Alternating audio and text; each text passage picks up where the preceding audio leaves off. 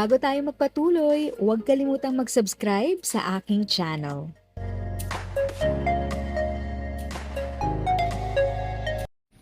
Thank you sa pag-click ng aking video. Good day po sa lahat ng ating SSS pensioners. Sa mga bagong viewers at napadaan lang, by the way, I'm Tita Eda. Welcome to my channel. Ang channel na maghatid sa iyo ng dagdag kaalaman tungkol sa government services, bagong mga balita at informative videos na galing sa legit na resources. Mag-subscribe na para updated ka.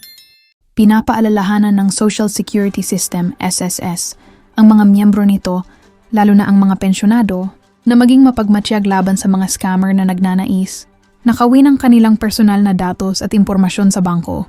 Sa isang press briefing kamakailan, binigyang din ni SS President at CEO, Robert Joseph Declaro na hindi lamang ang ahensya ang target ng mga manloloko kundi pati na rin ang ibang mga institusyong pampamahalaan at pribadong sektor.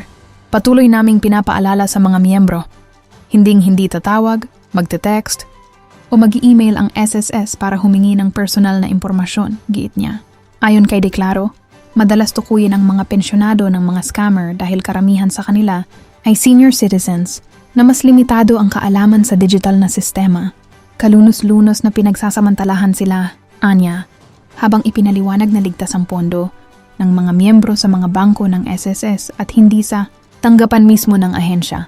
Samantala, inanunsyo ng SSS ang paglulunsad ng pension, reform program simula sa Setyembre 2025 alinsunod sa direktiba ni Pangulong Ferdinand Marcos Jr. at mga konsultasyon kay Finance Secretary Ralph Recto.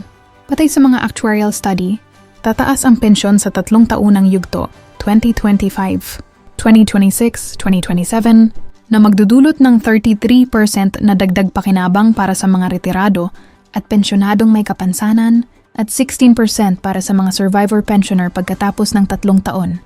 Ito ang kauna-unahang multi-year adjustment sa 68 taong kasaysayan ng SSS, dagdag ni Declaro. Narinig namin ang hinaing para sa mas mataas na pensyon.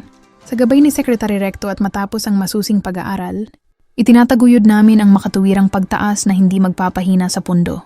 Aprobado ang programa sa ilalim ng Republic Act No. 1199, Social Security Act of 2018, ng Social Security Commission. Inihayag ang reformang ito kasabay ng ika-68 anibersaryo ng SSS na ginanap sa Cebu City, ang unang pagkakataong idinaos sa Visayas ang Balikat ng Bayan Awards na kumikilala sa mga kumpanya at individual na sumusuporta sa adhikain ng SSS. Makasaysayang taon ito, unang pagdiriwang sa labas ng Quezon City, unang pagkakataon sa Visayas at Cebu City, pagdidiin ni Declaro na nagpapakita ng pagpapalawak ng SSS sa buong bansa. If sa tingin mo, natulungan ka ng video ko na ito, nakasave ka sa oras mo, you can click yung thanks button at any amount ay malaking help sa pag-grow ng channel ko. Yun lang po muna ang aking update. Sana ay nakatulong na dagdag kaalaman ang aking shinare today. Ang goal ng aking channel ay mag-create ng awareness. Kung ganitong mga topic ang gusto mo, panoorin mo ang mga videos ko na ito.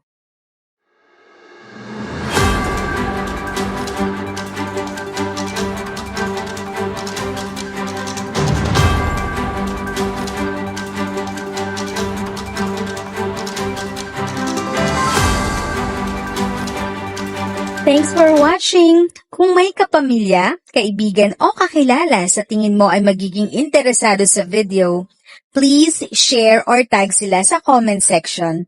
At syempre, if nagustuhan mo ang video, i-like mo na ito at subscribe ka na din. As always, feel free to write your questions, comments, and opinions respectfully. And continue to be a blessing and stay safe!